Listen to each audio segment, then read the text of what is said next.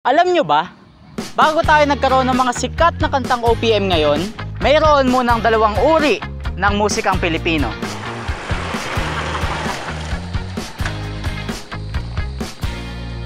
Ang kundiman at ang harana. Wow, wow lang talaga, wow.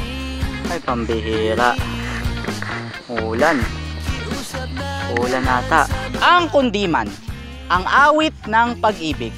Mabagal, puno ng emosyon at ramdam mo talaga ang lalim ng damdamin. Hindi lamang ito tungkol sa pag-ibig sa isang tao, kundi minsan, simbolo rin ng pagmamahal sa ating bayan. Sa madaling sabi, dito nagsimula ang mga awit ng mga pusong nagmamahal at nasasaktan.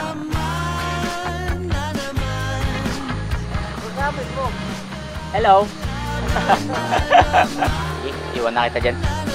Samantalang ang harana naman, isipin mo, walang telepono, walang internet, at walang madaling paraan ng komunikasyon noon. Kapag gusto mong ligawan ng isang dalaga, aakyat ka sa bahay nila, kakanta sa ilalim ng bintana, dala lang ay gitara at lakas ng loob, ang tunay na awit ng pagsuyo ng ating mga ninuno. Ngayon, kapag narinig natin ang mga kanta ni na Moira, Ben&Ben, SB19, at marami pang iba, makikita natin ang ugat ng kundiman at harana. Ang damdamin, ang kwento, at ang puso. Lahat iyan ay naipasa mula noon hanggang ngayon. Kaya tandaan, tuwing tumutugtog ang OPM, hindi lang basta kanta yan. Kwento ito ng kasaysayan, kultura at puso bilang Pilipino. At oo, nagsimula yan lahat sa harana sa ilalim ng bintana at sa kundimang puno ng pag-ibig.